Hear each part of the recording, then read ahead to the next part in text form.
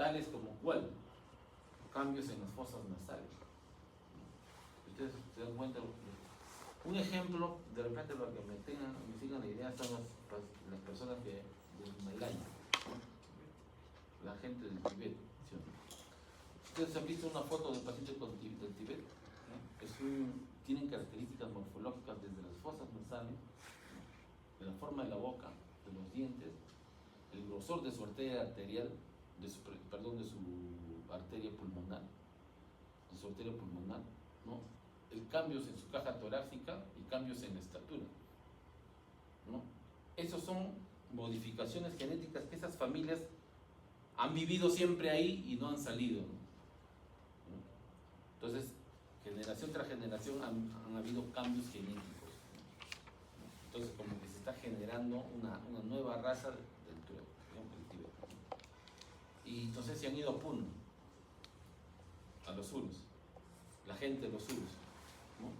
Son gente que ustedes tienen un reconocimiento, ¿no? Fisionómico de estas personas también están en evolución adaptativa, ¿no? Eso es solamente por el tiempo. A eso llamamos adaptación, ¿no? Nosotros, por decir, no somos adaptados, porque falta por ahí alguno que nunca ha salido, que tu familia, tu abuelo, tu abuelo, tus generaciones anteriores nunca han salido, y te puedes tener signos de adaptación, ¿no? ¿Te das cuenta? Eso es solamente el tiempo da ese cambio, ¿no? Mientras que aclimatación es otra cosa, ¿no? Eso es adaptación. Aclimatación sí es un proceso agudo mediante el cual el organismo intenta defenderse, ¿no? De pronto tú estabas tranquilo en Lima, en la parte de la selva, ¿no? Y asciendes, ¿no? Y al ascender, ¿qué sucede? ¿Cuál es el problema al momento de ascender? Hipoxia barométrica. La hipoxia barométrica o hipovárica, ¿no? Es hipovárica, ¿no? Porque hay una caída en la presión atmosférica.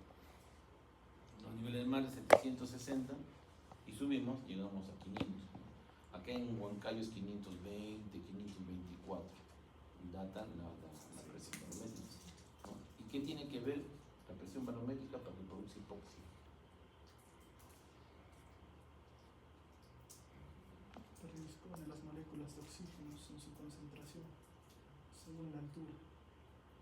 Predispone con... ¿Cómo explicarlo?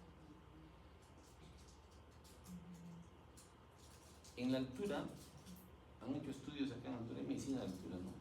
Hay cambios en el FIO, ¿no? El FIO a nivel del mar es 21%, ¿no? Acá uno que hizo ese estudio creo que es el doctor Jumbo, ¿no? Pero él calculó un FIO de 20.7, 20.6 en altura, pero que no describe, o sea, no es que tengas tú una hipoxia por caída de la concentración de oxígeno, no. ¿Ya? El mal de altura es una hipoxia por caída de presión barométrica, ¿no? Y si nosotros hablamos, pues el término que aducimos es hipoxia hipovárica, ¿no? Entonces, y eso tiene que ver con lo que hablamos en la clase de insuficiencia respiratoria, ¿no? No sé si les dije algo cuando que la ventilación depende de la presión inspiratoria, de la presión del espacio muerto y la presión alveolar, ¿no? Es una ecuación, ¿no? Entonces, si la presión inspiratoria cae, ¿son por qué factores? Factores de bomba y factores externos, ¿no? Presión barométrica, ¿no? De pronto tú mantenías un ejercicio respiratorio a 760 milímetros de mercurio y subes y caes, ¿no? Barométricamente a 520. Entonces, nosotros acá tenemos que hacer mayor fuerza inspiratoria, ¿no? Y si ustedes se dan cuenta, el tórax nuestro, en relación al tórax de los de Lima, ¿no? De los Carapálidas, ¿no? O de los de la selva, los amarillos, es distinto. El tórax del serrano es más ancho. ¿Se dan cuenta? Porque nosotros vivimos en esta altura, ¿no? Y que de alguna otra forma son mecanismos que ayudan a sostener esa presión inspiratoria que tenemos, Entonces, la aclimatización es eso, desencadenar estos mecanismos fisiológicos que vamos a conversar un poquito, y estos se van a empezar a desarrollar cuando subimos los 2500, ¿no? Entonces, el ascenso habla de este hipoxia válida, ¿no? Cae la presión inspiratoria, ¿se dan cuenta? ¿Ven? Por lo tanto, repercute en esa ecuación, como sabemos, en la presión angular, caída de la presión angular. A eso se llama aclimatizar, porque el organismo va a querer recuperar esa presión angular. Estas son algunos datos que podrían considerarlo, ¿no? De repente cuando vean pacientes de mayor altitud. Entonces, la primera respuesta de aclimatización es la hipoxia ventilatoria. Se da una respuesta de hipoxia ventilatoria, ¿no? Desencadenando ¿qué? Un estado de hiperventilación, ¿no? Entonces ahí ustedes ya saben ese mecanismo, ¿no? No lo voy a explicar, ¿no? Caída de la presión, vasoreceptores, ¿no? Incremento, ¿no? Tengan en cuenta que el sistema, el centro respiratorio, tenemos el autónomo y el central, ¿no? En este caso los vasoreceptores hacen efecto en el sistema autónomo, y por eso que muchas veces los pacientes no se dan cuenta, pero ya están interviniendo, ¿no? Esto de alguna u otra forma mejora el esfuerzo respiratorio para detener esa caída de la presión angular. El detalle es que cuando hacemos eso cae el bicarbonato, ¿no? Caen cambios en el bicarbonato, ¿no? Y tiene que haber una respuesta renal también, porque saben que el bicarbonato es un buffer, ¿no? Un amortiguador. Entonces, quiere decir que esta respuesta es temporal, no es permanente, ¿no? Y esta es la explicación de que por qué damos acetazolamida, porque la acetazolamida es un medicamento que, aparte de tener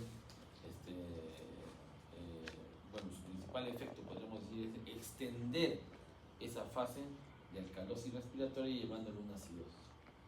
¿Se dan cuenta? Y el otro objetivo de la acetazolamida es que tiene cambios también en la distribución del líquido cefalorraquídeo. Luego, la otra respuesta es la vasoconstricción pulmonar. O sea, ¿qué sucede paralelamente a que tú estás haciendo alcalosis? Entonces, el organismo empieza a producir una vasoconstricción en la arteria pulmonar. Esto con el objetivo de mejorar la relación ventilación-perfusión, ¿no? De tal forma que las unidades que, entre comillas, no había una perfusión adecuada o teníamos espacio en el alveolo capilar, le meto más presión y estos que discurrían a una velocidad así por el alveolo los hago pasar más rápido, gracias a la presión. Entonces, mejorar el flujo, redistribución de flujo, ¿no? Ustedes saben que en la economía pulmonar tenemos una zona de reserva pulmonar. O sea, cuando estás así tranquilo, tienes un 15 o un 20% de unidades alveolares de reserva. Y después te digo, sube al octavo piso. Ahí es el problema. Entonces usas tu reserva. Entonces, para situaciones así, el organismo entra en un estado de redistribución. Lo mismo pasa con el flujo. Ojo, en algunas personas esta respuesta puede ser excesiva. De repente yo debo contraerme así y en otras me contraigo así. Entonces, puede haber situaciones donde esta respuesta sea más de lo esperado y cause alteración en la membrana alveolo-capilar. Por lo tanto, se produce edema. Y eso es lo que algunas personas hemos dicho que hacen. Lo mismo pasa con la respuesta hipóxica cerebral, ¿no? La acidosis respiratoria modificable provoca vasoconstricción cerebral. Acá tiene mucho que ver el CO2. El CO2 alto, ¿qué te produce? Acidosis. No, en el cerebro, pues, ¿no? Vasodilatación, ¿no? Entonces, muchos pacientes con hipercapnia hacen hemorragia intracerebral espontánea. Y el otro extremo es la hipocapnia.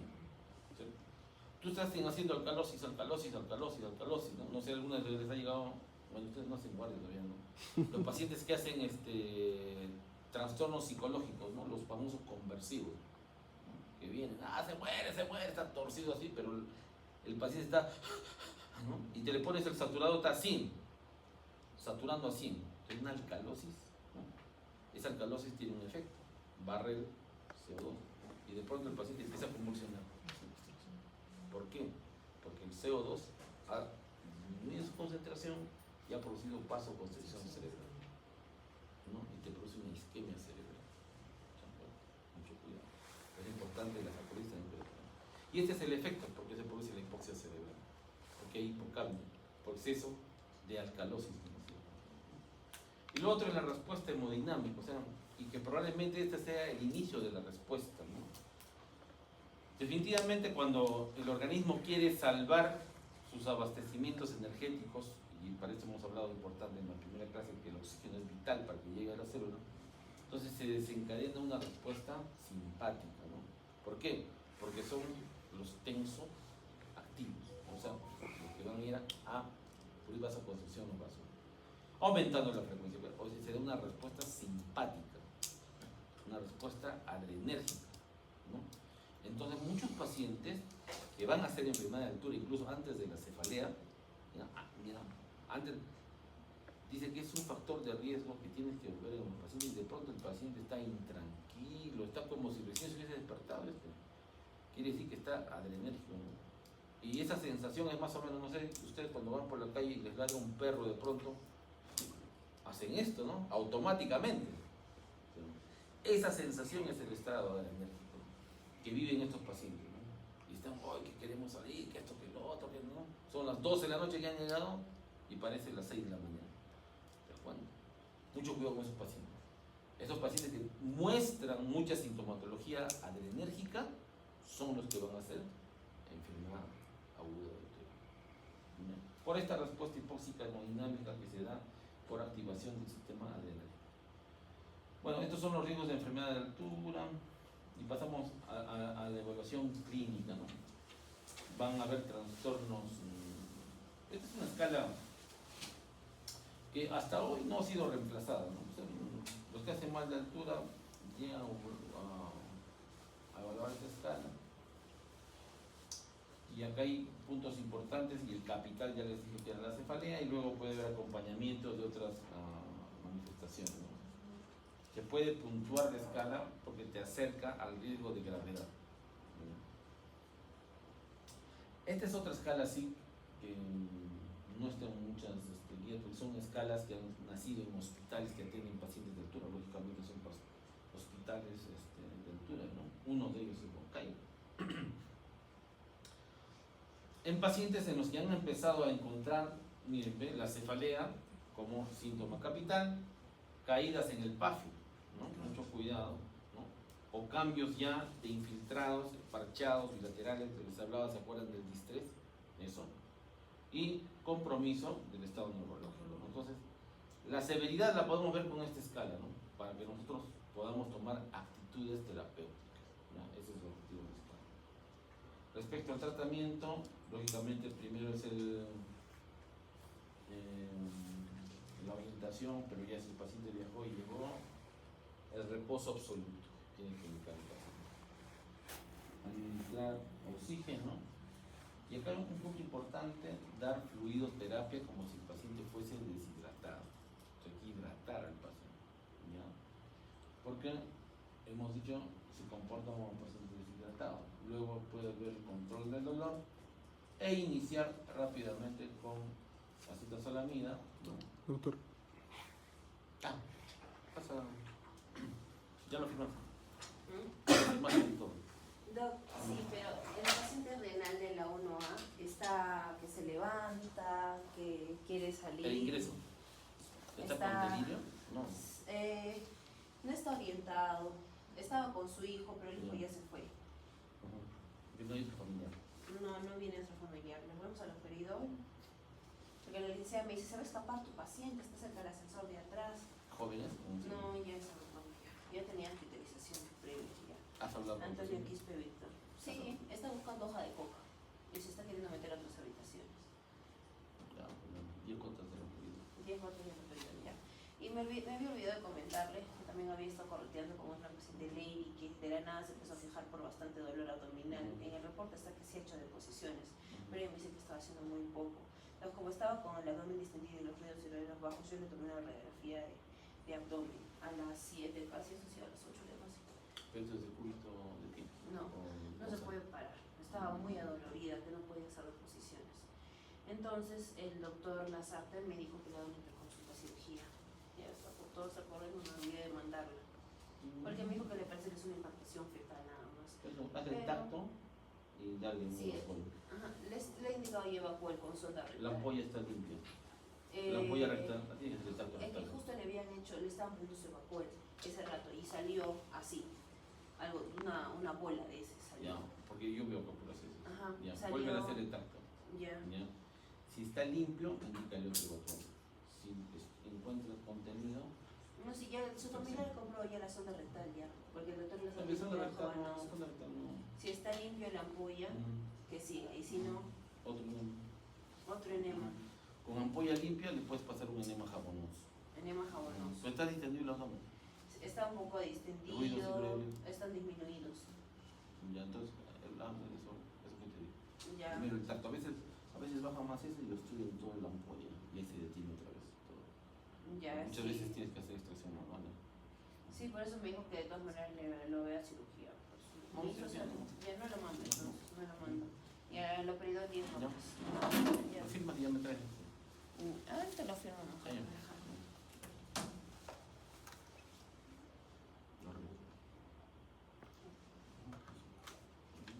Lo pedido y no. Y otro evacual, ¿no? Por si de repente no encuentras. Sí, le nada. hice ya receta para 3, Ahí, por si acaso. claro.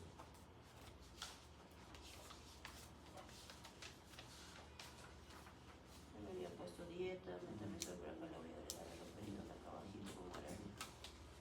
Con 10 gotas cada uno se lo come. Ya. Ya, listo. Eso. Ya. Entonces, Ya, entonces iniciamos el tratamiento con control y reposo, oxígeno, control del dolor, acetazolamida, hidratación, ¿no? En caso, ahorita vamos a ver un cuadro donde vemos todo eso. En el caso de que hay un edema cerebral agudo, ¿no? Ya, el medicamento que debe estar es la dexametasona, ¿no? Ya, no se olviden, para el tipo de edema que produce la lesión hipóxica cerebral, vamos con dexametasona, ¿no? A dosis de 4 hasta 8 miligramos cada 8 o de 4 cada 6. ¿Ya? La dosis en 24 horas tiene que ser 24 miligramos. ¿Ya? El otro medicamento que no debe faltar en el caso del edema pulmonar agudo es el nifedipino. ¿Ya? Por su efecto justo al nivel de la arteria pulmonar, ¿no? Para disminuir esa presión en la arteria pulmonar. Eso le damos a dosis de 30 miligramos cada 24 o hasta cada 12 horas, monitorizando la presión sistémica. Y esta es la suma de indicaciones o de actitudes terapéuticas frente al paciente con mal agudo. Lógicamente, un paciente con enfermedad grave tiene que estar en una unidad intensiva de monitoreo continuo, ¿no? Donde lo que hemos mencionado, ¿no? El oxígeno con máscara de bolsa reservorio no debe ir. ¿Ya? Esto ya no es así. Es con un dispositivo preferentemente de alto flujo, ¿no? Pues el Venturi o una cánula nasal de alto flujo. ¿No? Bolsa reservorio no, eso no rende eso. ¿No? El control del dolor, la acetazolamida que es 250 miligramos vía oral cada 8, el corticoide como lo hemos mencionado, el nifedipino si hay para el edema pulmonar, esto para el edema cerebral, y la ventilación mecánica, que va a ser una opción cuando el daño pulmonar llegue a caídas en el PAFI, sobre todo por debajo de 200. ¿No? Un PAFI menos de 200, pacientes con frecuencias respiratorias más de 28 o 30, ¿no? Estos ya deben pensar en ventilación mecánica no invasiva. Probablemente acá muchos de estos pacientes se controlan rápidamente con el Venturi. ¿No? El mes pasado yo tuve un paciente obeso de 115 kilos, camionero.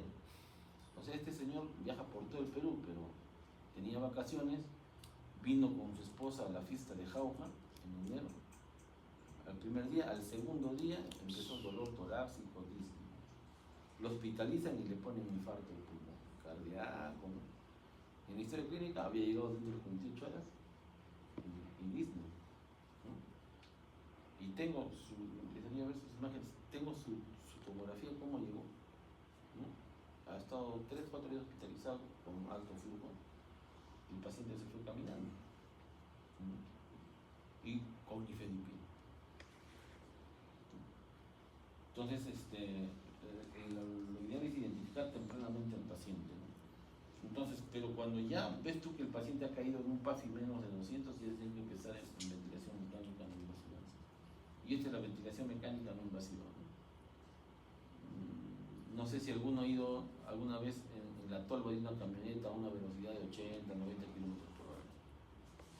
Ese aire que te cae en la cara es lo que siente el paciente. Para que se den cuenta más o menos con qué fuerza sale el aire, ¿no? Incluso una de las complicaciones de la ventilación mecánica no invasiva es producir daños en las escleras por el flujo de aire que sale, por eso tiene que estar bien sellada la máscara, por eso tiene esas correas, tiene unas correas, estas correas de KPV, esa correa de KPV, esta. Y a veces también esas correas te laceran la piel de la cara, te producen escoriaciones, o sea, para que vean, o sea, esa ventilación no invasiva no es nada cómoda, no es nada cómoda. Entonces, pero es necesario porque mantiene al paciente en situaciones que pueden producir muy buen efecto y no invadirlo al paciente, no ponerle un tubo. Y estas son las imágenes, ¿no? Del edema pulmonar y cómo es un edema que te deja el pulmón limpio cuando se resuelve el caso, ¿no? Eso es lo maravilloso. Cuando das el manejo a otro paciente, puede iniciar completamente favorable. Muy bien, listo. Pasamos a.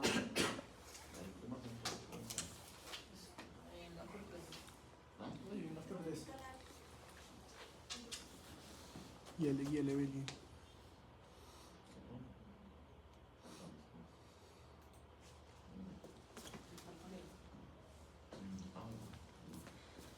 Vamos a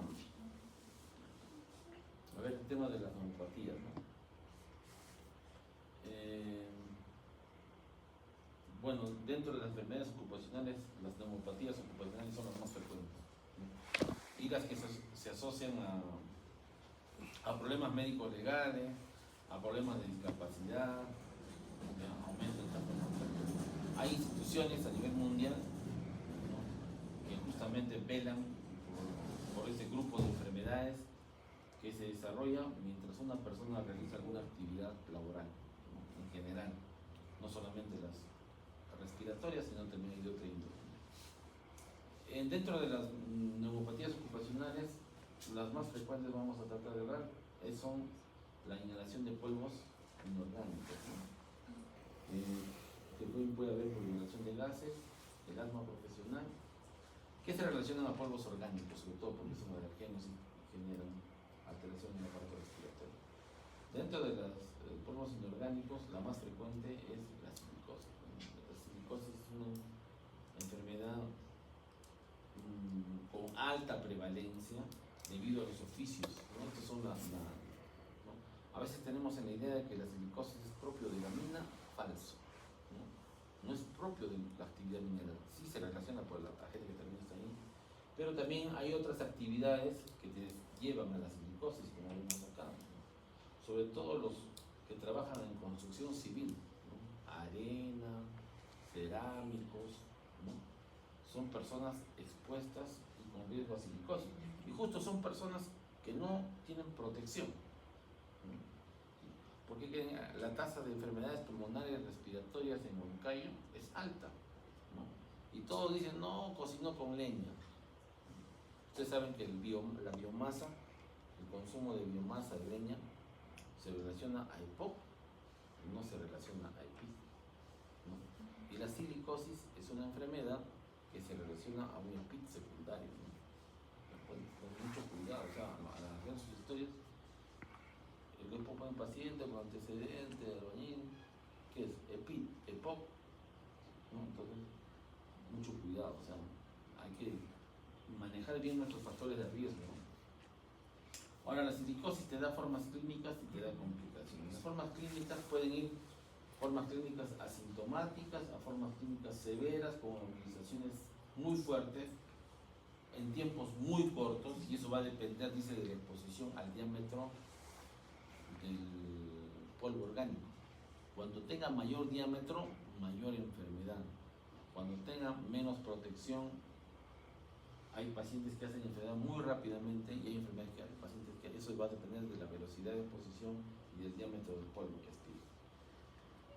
Entonces, y lo otro son las complicaciones, ¿no? La silicosis se asocia a tuberculosis. Se ha visto que un paciente que pueda tener silicosis asintomática, hacer su vida tranquilo ya, pero es un factor de riesgo para que haga tuberculosis. Porque la silicosis desencadena una falla en la respuesta de los macrófagos alveolares, ¿no? Entonces, de tal forma hace que la tuberculosis tenga mayor espacio por ser enfermedad. También la silicosis se asocia a enfermedades autoinmunes, ¿no? Eso es lo más importante de la silicosis, ¿no? Te hace síndrome de Kaplan. ¿Qué es el síndrome de Kaplan? Es el nódulo pulmonar asociado a artritis reumatoidea. Es el síndrome de Kaplan, ¿no?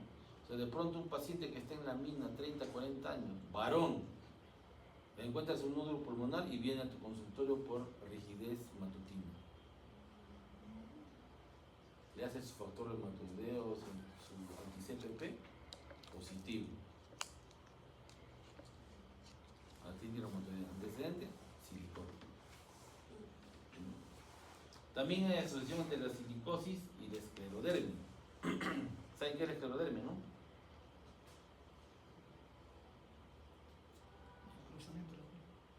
Es una enfermedad que afecta el tejido conectivo, ¿no? Que destruye todas las fibras de colágeno, rompe las fibras de colágeno y hace que tu piel sea tensa, ¿no? Tensa. Y lo mismo produce tanto en la piel como en órganos, en el esófago, disfagia, en el pulmón, fibrosis, ¿no? En los dedos en lápiz, no sé si han escuchado hablar del síndrome de Cres. Nada, no escuchan. Noticia, ¿qué noticia escuchan? ¿No? El Cres, ¿no?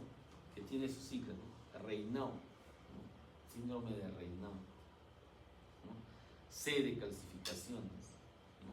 E de esclerodactilia, ¿no? ¿Te das cuenta? Entonces, S, trastornos esofágicos. Entonces, ese es el Cres, ¿no? Y así identificamos nosotros cuando hagan reumatólogos hablaron de eso, ¿no? Pero hay asociación entre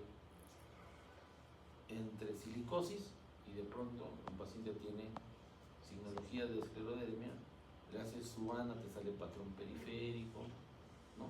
Con anti-SSA, SSL positivo, ya pues, ¿no? Una esclerodermia. Factor de riesgo, exposición a silicosis. Lo otro, lupus. Esa esclerodermia, cuando se asocia a silicosis, se llama el síndrome de Erasmus. Síndrome de Erasmus. Lo otro es el lupus, ¿no? Yo tengo un paciente, miren, ese paciente Chucos, y ahorita lo tenemos con pulsos de rituximab. Ese señor ha trabajado 8 años en la mina, o sea, ha empezado a trabajar casi a los 28 años. A los 36, el señor empieza a tener úlceras en las manos. ¿Ya? Hace, ¿cómo se llama? Cara de lomo. Rash malar. ¿Se encuentra? Caída de cabello. 36 años y varón, ¿no? O sea, normalmente los lupus vemos en mujeres a edades tempranas, ¿no? Le hacen los exámenes, lupus, anti-DNA, alto, anti-SLUT positivo, ¿no? Asociado a una lesión pulmonar, un patrón, eso se llama patrón de Mini, ¿no? Nosotros vemos En EPITS, cuando vemos la enfermedad de EPITS, ya tomográficamente, acuérdense, hay dos patrones primordiales que tienen que diferenciar: el patrón NINE y el patrón NIU. ¿Ya? El patrón NIU va más que nada, o sea, no les digo que sea 100%, ¿no? Lo más frecuente es que el NIU vaya a fibrosis quística, otras enfermedades. El NINE, eso va a enfermedades autoinmunitarias, ¿ya? Es un punto importante que les doy porque ni en los libros no hay. El NINE, ustedes ven un patrón NINE que tiene que empezar en autoinmunidad, más frecuente. Patrón NIU, ya fibrosis, esopis, silicosis. Patrón NIU. Patrón NINE, no, acá tengo que hacer algo con este paciente, ¿se dan cuenta? Más frecuentemente, ahora digo que no que sea absoluto, ¿no? Entonces, este paciente tuvo ese patrón, pues NINE. Mira, le hemos dado primero pulsos con metil, no respondió. Le hemos dado pulsos con ciclofosfamida, no respondió. Recién hemos dado 2 pulsos de rituximab, ¿no? Y la mina está pagando eso por el convenio con la clínica. Y el paciente, lo que saturaba 80, 81 ya había perdido. Ahora está saturando 88, 90. Entonces, mira, lupus y el señor, ¿cuál es su antecedente? Trabaja ahí mismo. Ese es el riesgo. Y la silicosis también, acá hay otro, se asocia a cáncer de pulmón. ¿Ya? El resto ya, yo creo que no nos compete tanto a nosotros, porque cuando tú quieras describir la radiología de un paciente con lesiones silicóticas, incluso hay una subespecialidad, ¿no? Que forma parte de lo que es ahora el manejo de las enfermedades ocupacionales, ¿no? Hay especialidad en lesión silicótica. Y estas son las radiografías. ¿Qué es lo que tienen que ustedes, y de repente cuando les hagan ver una imagen, les digan, doctor, a ver, este paciente, ¿qué te parece? ¿Este es una silicosis, es una asbestosis? Lo que vamos a ver hoy día, ¿no? ¿Ya? Para que se acuerden, ¿no? Silicosis es una enfermedad en mosaico. ¿Qué quiere decir? Es caprichosa como las mujeres, ¿no? Va donde quiere, ¿te das cuenta? ¿Ya? Espesa, ¿no? O sea, te compromete la periferia. Te puede coger el parénquima o te puede coger la parte central. Esa es la silicosis, ¿no? Entonces, cuando ven ustedes una radiografía y ven que hay lesión periférica, ven que hay lesión central y ven, o sea, de parénquima me refiero, y hay lesión central, ¿en qué pensarán? Silicosis. Fácil, ¿no? Y esta es otra presentación silicótica, ¿no? Parénquima central. ¿Qué es? Silicosis. Periferia. Parénquima central. ¿Qué es? Ya esto ya tenía que decir. Y ahí, bueno, casitos especiales donde la silicosis puede, dice, aparecer con lesión micronodular, ¿no? La famosa silicosis miliar, ¿no? Esa es la silicosis. ¿Está bien? Bien. Respecto al tratamiento, acá están empezando a hablarse de algunos inmunosupresores, ¿no? Los corticoides nunca han mejorado la enfermedad, han detenido los síntomas nada más, pero la enfermedad ha continuado. Asbestosis, el asbesto, ¿no? En el asbesto tenemos puntos importantes. ¿Dónde encontramos la asbestosis? Trabajadores de frenos, embriagues. Así es, todo lo que es mecánica, automotriz. ¿Qué más? En los que cablean eso de telefónica, esos cables de telefónica, asbesto, ¿no? Todos los que manejan con cables, con rollos, pelan, cortan, jalan, ¿no? Asbesto, ¿no? Y otro, las pinturas, ¿ya? Las pinturas, ¿ya? Las pinturas, ¿no? Listo, ¿se dan cuenta? Entonces tenemos acá el crisolito, la crocidita y la mosita, que son algunos fragmentos que han tenido cierta particularidad de producir lesión, ¿no? Dentro de ellos, los más importantes es la crocidolita y la mosita. ¿Por qué? Porque estas van a la vía inferior, ¿no? Característica principal de la asbestosis es que produce placas fibrosas en pleura, ¿no? Desarrollando incluso crecimientos hasta vistos hasta el peritoneo, ¿no? Los famosos mesoteliomas, ¿no? Esa es la asbestosis. También la asbestosis presenta factor de riesgo para cáncer de pulmón. Se asocia frecuentemente a derrame pleural, engrosamiento pleural, ¿no? Incluso han descrito este síndrome, que es la atelectasia redonda del Besozzi. Ustedes saben que los lóbulos pulmonares van por la pleura, ¿no? Esa es la fisura, ¿no? Y ahí también va la pleura. Y como no hay engrosamiento pleural, esa pleura engruesa, pues, ¿no? Y de pronto tú le sacas una radiografía y ves una masa, pues. Es una atelectasia pleural engrosada, fibrosada, a nivel interlobular, entre los lóbulos. Eso se llama la atelectasia redonda del Besozzi, ¿no? Es un tipo de pseudotumor, no es tumor, no es cáncer, es una masa, pero por engrosamiento pleural.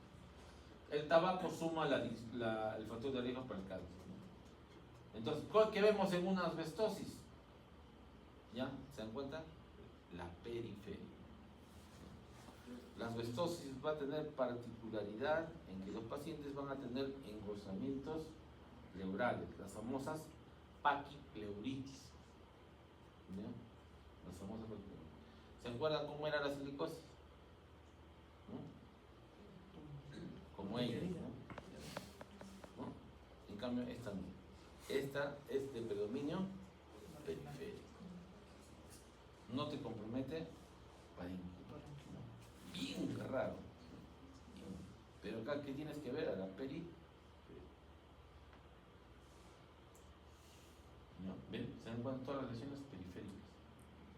La beriliosis. Dentro de la beriliosis vamos a tener dos formas de presentación. Una beriliosis que es aguda y la crónica, ¿no? Dice que la aguda se relaciona a inhalaciones de altos contenidos que van a manifestarse como si fuese un asma profesional. El paciente está trabajando y empieza a inhalar y hace como una neumonitis química, ¿no? Hace broncoespasmo, tos, ¿no? Eso. Pero la inhalación crónica, algunos fragmentos, sobre todo de menor diámetro, van a tener la particularidad de llegar al pulmón y producir una lesión tipo granulomatosa, ¿ya? Entonces, cuando ustedes vean beriliosis, dos presentaciones. Una aguda, que va a representar una inhalación química, y una crónica con presentación granulomatosa. ¿No? Entonces, otro punto en la asbestosis es este hallazgo, ¿no? Los pacientes con asbestosis, sobre todo los pacientes que tienen exposición crónica, los que hacen lesión granulomatosa, empiezan a tener nódulos cutáneos en las falanges de las manos, ¿ya? Nódulos cutáneos. Entonces, si tú encuentras un factor de riesgo para beriliosis y revisas las manos, patognomónico, beriliosis, ¿ya? Entonces tienes que revisar las manos a los pacientes con exposición a beriliosis. Muy bien. En el caso de la beriliosis, las lesiones son predominantemente centrales. ¿Y qué tienen que revisar? Ilio pulmonar derecho, izquierdo. No hay lesión periférica y rara vez lesión parenquimal. ¿Listo? Y el asma bronquial, para finalizar, es una enfermedad pues que es muy fácil a veces el diagnóstico, sino el problema es más el ausentismo laboral y lógicamente quien ocupe ese lugar tiene que ser removido de ese lugar, porque mientras a un paciente asmático o con asma profesional no lo muevas de la exposición al alergeno, ¿no? Así le des el inhalador o le hagas la terapia asmática que puedas dar, ese no. Y muchas veces lo que pasa es simplemente el mismo paciente deja de trabajar, ¿no? Es una causa frecuente de ausentismo laboral. En el caso del asma ocupacional fuera de la clínica, que ustedes ya creo lo viste en la clase ya han hecho asma, ¿no? Es identificar el alergeno, ¿no? Hoy en día ya tenemos paneles alérgicos, ¿no? Hay paneles, así como hay paneles para neumonía, hay paneles bacterianos, virales, ahora hay paneles alérgicos, donde te toman más de 64 alergenos frecuentes, ¿no? Entonces, que es un método muy fácil de ayuda para poder apoyar a este señor que tiene que trabajar, pues, ¿no? Viviendo en el interior. Listo, terminamos eso y pasamos a neumonías intrahospitalarias. Dentro de las neumonías intrahospitalarias, ¿no? Los conceptos, yo creo que todos lo sabemos. La clasificación, las neumonías nosocomiales se dividen en neumonías de sala común de hospitalización y neumonías asociadas a ventilación. Para la neumonía asociada a ventilación, lógicamente por su historia han empezado en unidades de cuidados intensivos cuando los pacientes son intubados, están en ventilación mecánica, pero hoy en día podemos tener un paciente en una sala común y tener un dispositivo de vía aérea. ¿Ya? Entonces, la neumonía asociada a ventilación ha cambiado en su definición. Son las neumonías en ventilación mecánica, pero también es en aquellos pacientes con algún dispositivo de vía aérea. ¿Por qué hablamos de eso? Porque ¿qué dispositivo puede ser? Puede ser un TQT, un tubo de traqueostomía, ¿no? Pacientes postoperados que, imagínate, ha tenido, qué sé yo, una neumonitis química, ¿no? Y el esófago se ha lesionado, le han puesto su TQT, ¿no? O ha tenido un TEC, ¿no? Un paciente ha quedado con una secuela, ¿no? Ahorita en la 13 tengo un paciente con TQT, ¿no? Entonces, si ese paciente me hace una neumonía, ¿qué neumonía será? Asociada a ventilación. Ya, eso. Lo otro es que, bueno, dentro de las enfermedades de causas de infección intrahospitalaria, la nosocomial ya superó a la infección urinaria intrahospitalaria. Antes, la infección urinaria intrahospitalaria era la más frecuente. Ahora la neumonía intrahospitalaria es la infección intrahospitalaria más frecuente. ¿Ya? Eso es a datos actuales. Los mecanismos, eso ya lo hemos hablado en neumonía. Aquí lógicamente va a ser mayor, pues, ¿no? Es un paciente enfermo por alguna patología, con riesgo a aspiración, lógicamente mayor. Hay médicos que usamos IVPs, ¿no? Bueno, felizmente con este estudio de ranitidina ya casi nadie usa ranitidina, felizmente, ¿no? Pero igual están usando omeprazol, ¿no? El paciente está comiendo y le están dando omeprazol. El IVP, hay varios estudios, ustedes pueden hacer su estudio de tesis de grado si gustan. En los pacientes hospitalizados que tenemos, vean cuántos usan inhibidores de bomba y cuántos de esos pacientes que hacen IVP hacen neumonía nosocomial, ¿no?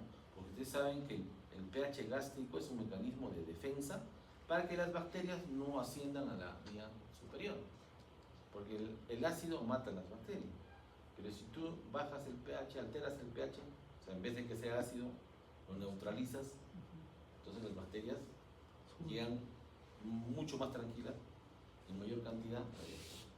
Entonces hay bastante asociación en incidencia de uso de IVP y neumonía nosocomial, ¿no? Otro factor, la colonización, ¿no? Pacientes hospitalizados, en el año 2000, antes de la pandemia, en el 17, 18, hicieron un estudio, ¿ya? ¿Cuál es la causa más frecuente de las neumonías nosocomiales en el Hospital Sabogal en Lima? ¿Ya? Entonces, hicieron lavado de manos, aspiraciones y tensiones, ¿no? Es la higiene bucal de los pacientes. O sea, los pacientes, sobre todo los que están críticos, deben mantenerse una higiene bucal, ¿no? Es otro factor por inoculación. O a veces las mismas sondas nasogástricas, ¿no? Muchas veces pensamos, no, la sonda nasogástrica, ponle sonda nasogástrica porque si no se va a aspirar. Falso. Tú le pones sonda nasogástrica, el riesgo de aspiración aumenta. Porque estás invadiendo, porque estás abriendo el esfínter esofágico, la sonda está pasando y algunos se pasan hasta el duodeno todavía, la sonda, ¿no? Entonces es un factor de riesgo el uso de sondas para la infección. Y así, la nutrición, ya ni qué decir, ¿no? La nutrición, pacientes que muchas veces los médicos cometemos el error de mantener a los pacientes en NPO, a pesar que las guías internacionales dicen hoy en día que ningún paciente debe estar en NPO más de 48 horas. Es pecado mortal para el médico. Independientemente de su enfermedad, tú tienes que dar un soporte nutricional. Y lógicamente el soporte nutricional ideal es intestinal, o sea, nutrición enteral. ¿Por qué? Porque la translocación bacteriana es un factor de riesgo de muerte para el paciente hospitalizado. Ustedes saben que un paciente hospitalizado malnutrido baja 3 kilos en 3 días. O sea que en vez de que paguen el gym, mejor vengan hospitalizados. Los gordos tenemos que hospitalizar. En 3 días, mejor, no hay mejor que el gym que la hospitalización. Bajas y te bajas. ¿Se encuentra? Muy bien. Lo otro es respecto a la gente etiológica, ¿no? Que era la pregunta que nos hacíamos en la SNAP, ¿no? O sea, hoy en día, ya por nuestros métodos diagnósticos fracasaron, creo que dijimos eso, ¿no? Sensibilidad y especificidad del cultivo, del hemocultivo, bajos, ¿no? Hoy en día tenemos que hablar, y ustedes tienen que hablar de los famosos paneles bacterianos, ¿no? Los paneles bacterianos. Hay paneles bacterianos que son pruebas ya inmunológicas, porque es el PCR es la fracción de la bacteria, ¿no? Entonces, y la ventaja es que esos paneles bacterianos, aparte de aislarte la bacteria en 2 horas, o sea, el resultado te dan en 2 horas, te pueden hacer estudios de resistencia. No se olviden, es sorprendente, ¿no? O sea, esto ha empezado a cambiar desde el 2019, ¿no? El problema ahorita todavía son los costos, sobre todo para países pobres como nosotros, ¿no? En otros países ya están empezando a hacer estudios donde probablemente en las próximas guías ya tengamos nuevas etiologías, ¿se dan cuenta? Con una mayor sensibilidad específica, ¿no? Ahora, lo que sí, en cuanto a las neumonías nosocomiales, el riesgo de infección no el riesgo, el tipo de bacteria que va a infectar al paciente va a cambiar en relación a los días de hospitalización. Cuanto más tardío esté el paciente o aparezca la neumonía en el paciente hospitalizado, los gérmenes que van a causar esa neumonía van a ser gram negativos y hasta hongos. ¿Se dan cuenta? Y en los primeros días van a ser todavía bacterias gram positivas, incluso tenemos hasta el estreptococo que podría causar. ¿Ya? Es por eso que en alguna literatura han definido esto de neumonía temprana y neumonía tardía, justamente porque en los días de hospitalización cambia, ¿no? Cambia el germen que causa la neumonía. El otro aspecto es la vigilancia epidemiológica, ¿no? Esto, por decir, es una vigilancia epidemiológica del año 2023-2024, acá en el 6º piso, donde estamos ahorita. Y estas son las bacterias aisladas acá, donde están ustedes. Y hemos encontrado E. coli, hemos encontrado Klebsiella, hemos encontrado Acinetobacter. Mira, y estos son en el 6º piso, acá en las salas de hospitalización. Entonces, este es el mapa microbiológico de cada hospital. Pues es importante, ¿por qué? Porque nosotros, cuando hacemos vigilancia epidemiológica, podemos identificar brotes. Y de pronto, estos pacientes de acá tienen todos infección por pseudomonas. Hay un brote de pseudomonas. Entonces, ya se aíslan las camas, ya no se hospitalizan pacientes, entonces se hace eso, ¿no? En eso sirve. Y sobre todo para dar tratamiento, ¿no? Si el paciente viene del 6º piso, ¿cuál es el germen más frecuente en el 6º piso? Acinetobacter. ¿No? ¿Se dan cuenta? En eso sirve. Respecto a la clínica, acá sí hay problemas, ¿no? Porque son pacientes con una enfermedad. Algunos pacientes están posoperados, otros pacientes están traumatizados, otros pacientes son quemados, otros pacientes tienen pancreatitis, otros tienen cirrosis, otros tienen falla cardíaca, algunos tienen su EPIT, su EPOC, y sobre eso se hospitalizan y te hace una neumonía nosocomial. Entonces el médico se jala los pelos y dice, ¿cómo voy a diagnosticar la neumonía nosocomial? Este paciente ya tenía Venturi, ¿no? Y ya tenía tratamiento antibiótico, y encima te llaman a interconsulta y dicen neumonía interhospitalaria. Entonces, para eso, para evitar esa locura, hay una escala que es el Sepsis Score. Esta escala Sepsis Score ha sido creada en el año 1992, ¿no? en la unidad cuidados intensivos en ciertos hospitales, donde veían que los pacientes de pronto empezaban a hacer cuadros de shock séptico, ¿no?, de causa respiratoria, ¿no?, y ellos no podían identificar a los pacientes. Entonces han empezado a estudiar parámetros, ¿no? Entonces dijeron, fijémonos en las secreciones traqueales, ¿no? Si estas secreciones traqueales empiezan a cambiar, se hacen turbulentas, mucho cuidado. Cambios radiográficos en los exámenes de seguimiento, ¿no? Tienes un paciente, ha tenido una contusión pulmonar, tiene esta tomografía, le hace la radiografía. Estaba evolucionando bien, tenía lesiones pleuroparenquimales consolidativas, pero de la contusión. Y de pronto, al quinto día, empieza a aumentar de lo que estaba a 3 litros, ya le han puesto 20, está a 12 litros. Le haces una nueva radiografía y ves una lesión nueva acá. Imágenes nuevas o infiltrados nuevos en las placas de control, ¿no? Otro criterio. La temperatura. Muchos de estos pacientes, a veces, infección, fiebre, ¿no? La característica del paciente hospitalizado es que haga infección, hipotermia, ¿no? Mucho cuidado. No necesariamente fiebre. Incluso los que hacen fiebre son los que van a vivir. Los que hacen hipotermia son los que tienen riesgo de morir. O sea, la hipotermia es un signo de mala respuesta inmunológica. Cuando este paciente probablemente está desnutrido, está postrado, está inmunosuprimido, y en vez de que te haga fiebre por la infección, te hace hipotermia. Mucho cuidado. Lo mismo con los leucocitos. En vez de hacer leucocitosis, te haces leucopenia. Otra cosa importante que tienen que recordar es que la infección por gram negativos, ¿ya?, te hace leucopenia.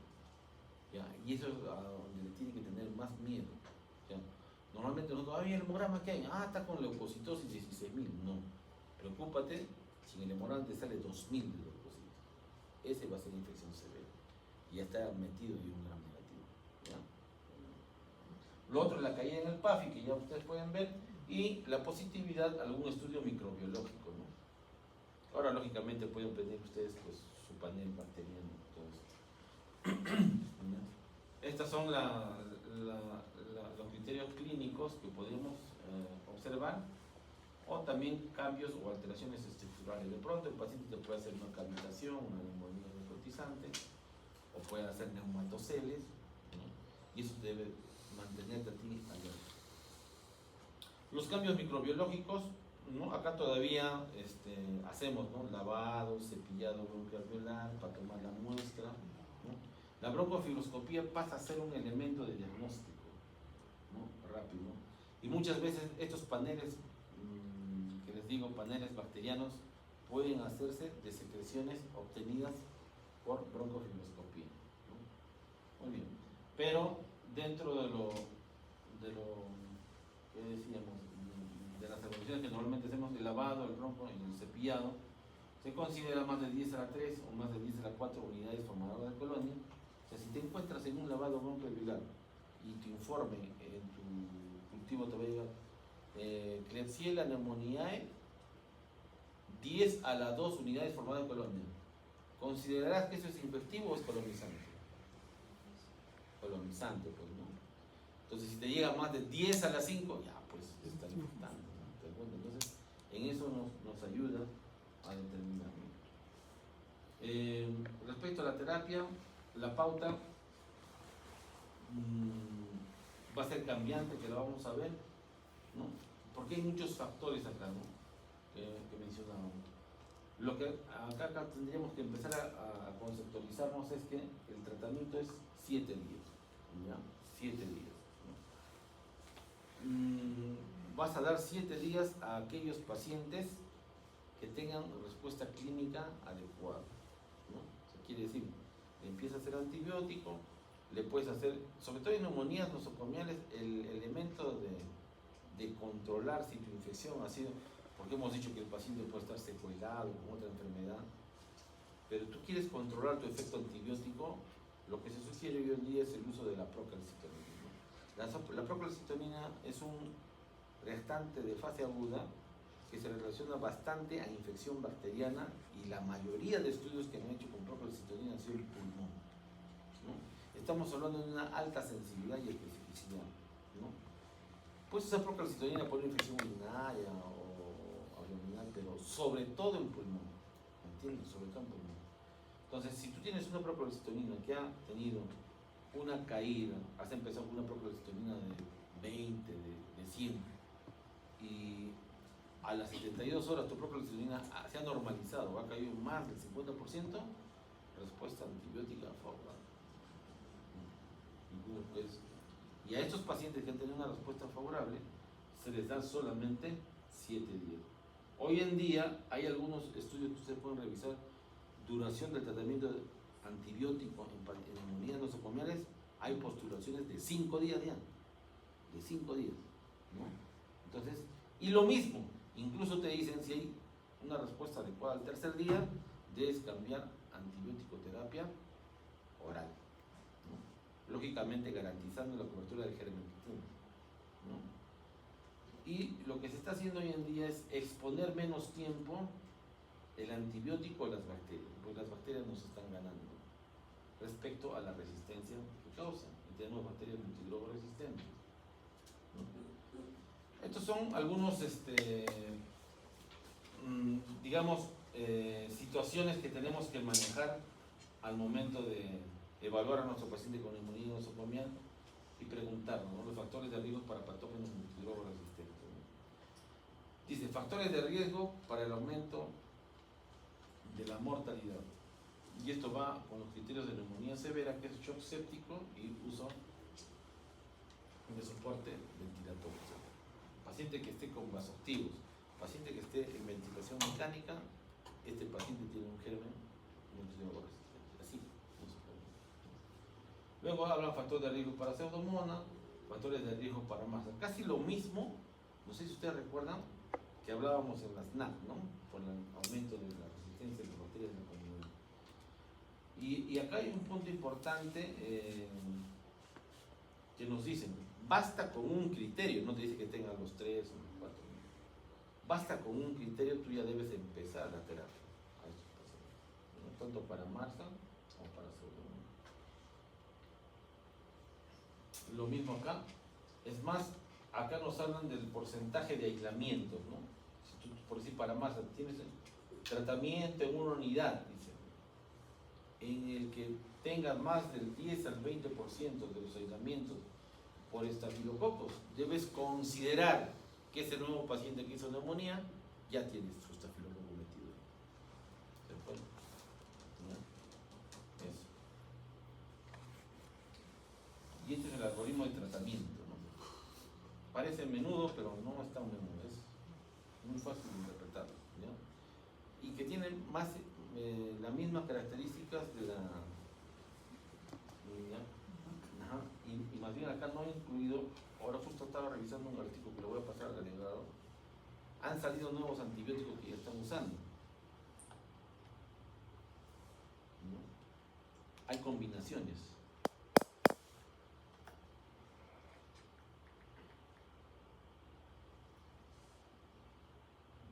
Porque cada vez más, o sea, hoy tenemos, o sea, estas láminas es para tratar pues tu Klebsiella bleu, Acinetobacter. Lo más difícil de tratar son los Enterobacter, los Acinetobacter. Las Klebsiella bleu con carbapenem las borramos, ¿no? Otra bacteria bastante difícil es la pseudomonas, ¿no? MDR, por decirlo. Por eso decimos dar dos antipseudomónicos, todo eso. El detalle es que hoy en día las bacterias han empezado a hacer carbapenemasas, o sea, son bacterias multidrogo resistentes y que han desarrollado carbapenemasas. Tu carbapenem, ¿qué fue? ¿No? Entonces, frente a ello,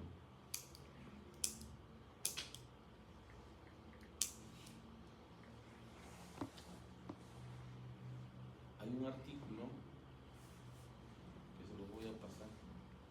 El delegado tengo su número, ¿no? Sí.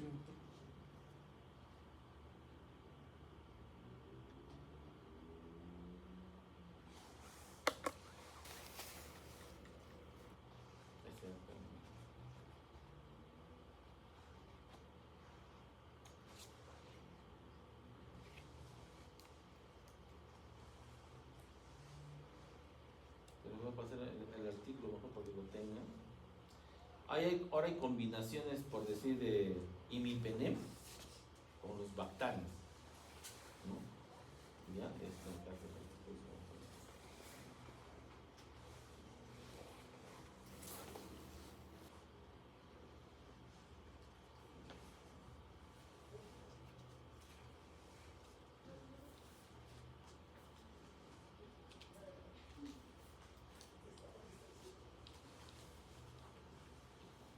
Hola, Panchito.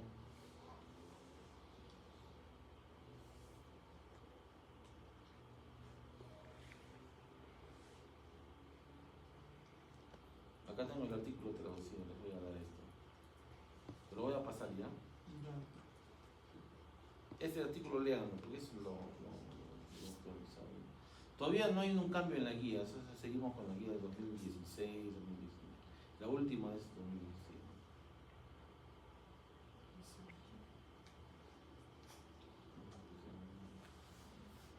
Compartir. ¿En qué termina tu número?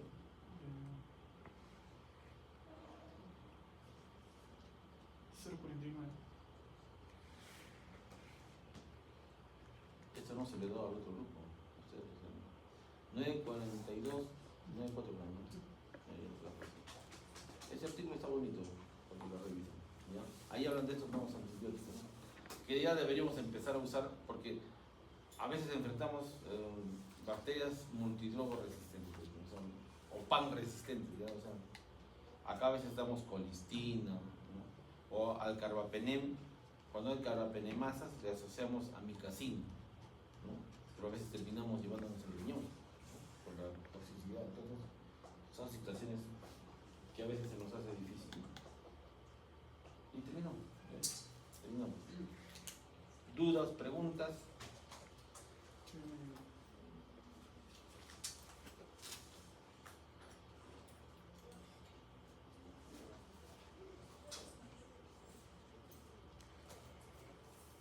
¿Algo que hayan leído?